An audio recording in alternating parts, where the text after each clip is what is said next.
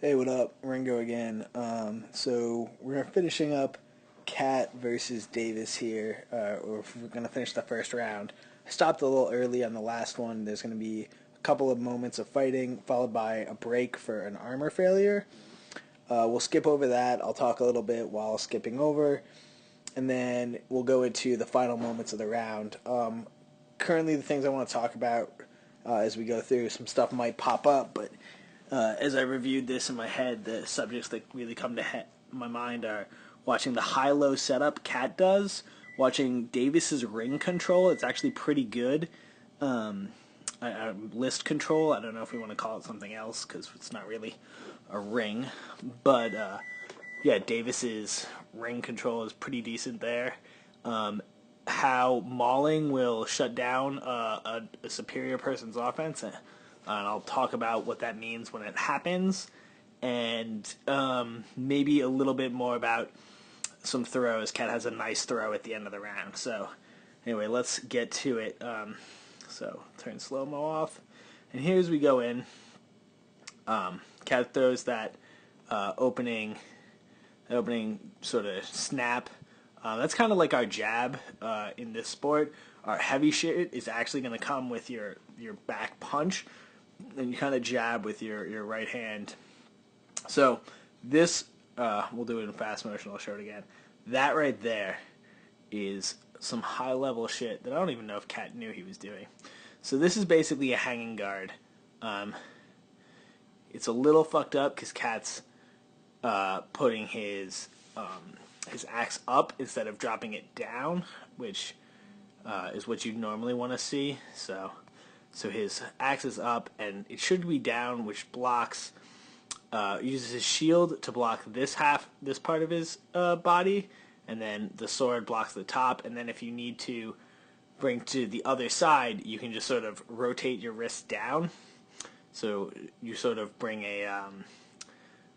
you bring the sword up over your head. At this point, you should have seen it. If not, someone can show it to you. There's a billion examples out there on YouTube.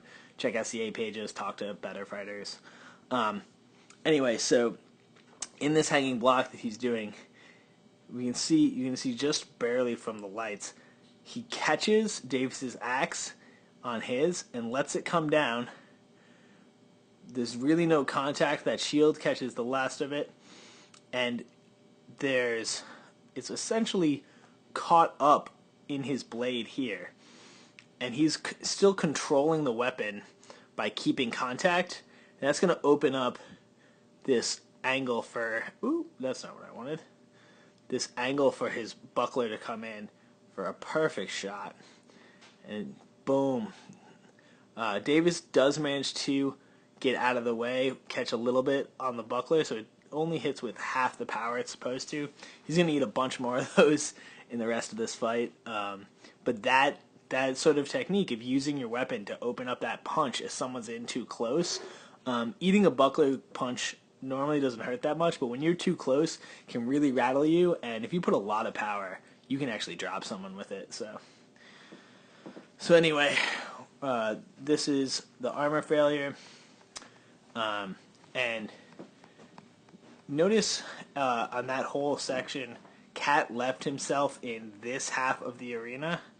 We're going to see that happen again. He's basically trying to play a defensive game, but this list is so small, it leaves very little room for movement, and it's actually going to come back to bite him pretty hard. So he's not really coming out. He's letting Davis pick the pace and choose where to go. See Davis coming in, and now he's driven into the corner. There's really nowhere for him to go. This is a nice shot here to Davis's leg. Cat kind of rolls out and then gets trapped again in the corner over there. So Davis really should have pushed Cat a little harder. If we watch that again, you can see when he comes in, pushes Cat deep and just doesn't finish that push. He's a little hesitant, probably because he ate a couple shots, and that's what's keeping him from isolating Cat in that corner, which would have shut Cat down. Nice little just low shot right into the leg. You can see that's getting behind the Davis's crease right there, And so he's destroying that one spot, really working that one target, and he's really going to make Davis hyper aware of it. We'll see how that comes off in a second. But notice there's nowhere for him. Here it is. Notice there's nowhere for Cat to go, though. He's stuck here. He's got nowhere to back up, and he has to come forward. That he can't void out on his shots. He can't really even step laterally, so he has to beat Davis with superior blade skills and tricks, which we see. So I stopped that a little early, so you probably didn't see it. But as you can watch, that blade comes down, boom, there's the punch. There's the chop right afterwards, too. Still working that chop, making him aware. As it comes down, Davis's shield drops, punch comes in, gets a little bit of contact on the way in, still pretty heavy, and then right afterwards, another chop to that hip crease joint. Now Davis is going to throw a bunch of shots, just one after another here. And as you can see, that kind of interferes with anything Cat's throwing. So there's that shot, then Davis's shot blocks that punch coming in. That punch stops that chop. That stops anything. And so no one really lands anything here, but Davis is pushing the pace by pushing in. He's the one in control. And even though he doesn't have the skill, even though this shot right here should have been a low shot to that hip, instead of coming high to the head, where he's going to interfere that. But just by moving in, he's shutting Cat's offense down and actually taking control of the fight. And like I said, he's got this ring control. By stepping out here, he's prevented Cat from going anywhere. And Cat just let him, right? So part of that was Cat, when he would void out, he'd only do a half void. I'll go back and show that in a second. This is that last throw I wanted to talk about, though. So I'll clear this up and we'll go back. So Cat here is pressed against the rail. Davis is pressing in. And a lot of the throws that Cat gets here are because Davis overcommits. Notice his feet are in a little. He's a little vertical here. He came all the way in. He's pressed up against Cat. Cat just torques. And then Davis's foot comes up. His body starts to turn. Cat can actually throw in way more power than he should be able to into this toss because he's got the rail as support. So he can throw his whole body into this turn and not really worry about falling down because he has a third leg. So as he throws, you see where his weight is? It's all heavily on this foot. His back foot doesn't really come up, but you can see it's not really supporting. He even drops his knee on this side because he's putting that much force and pressure into it. But he's also driving back against the rail here until right there. The other thing we want to watch is this buckler comes off right here as Davis's hips start to turn. Cat feels he's got him down. Right here is where you know the throw is complete.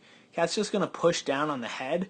He's going to pull his buckler out of the way, and notice he doesn't follow in with his body. He just leaves his body out and just pushes down with the arms so that he's safe. That last foot comes because there's a little bit of momentum, braces himself, and he's up. So what the key thing I want you to talk about is pushing on that rail, and then also as you have already got that commit, pulling your arm out, making sure you're escaping your own throw so you didn't get pulled down with the opponent. Again, that's some high-level shit. You should be working on that. So, right here, when Cat gets stuck in, he does this half void and just lets Davis push him. And Davis does a good job when he steps in. He's going to claim that territory and prevent Cat from rolling further out. But there's a half second right here where if Cat had just kept that lateral movement, he'd have had way more space to work with. Instead, he gets trapped in this side of the field, this corner where there's nowhere for him to go. And as the smaller fighter, he's not used to this, but he is in this case. He wants to be moving. He wants to be fighting it like a dog fights a bear. You nip at it and then back out. In addition, has better movement and is better conditioned, works better in armor. There's really no reason for him to not be moving, to not force Davis to be chasing him. So, yeah, he manages to land some shots there, but in the end, really, that should be a movement And it's good on Davis to actually not give him the option after he didn't continue that, because that's a big flaw a lot of us do. When we back out, we might back out. Most of us back out straight, which you should never do. Always back out at a lateral, kind of lateral, circling.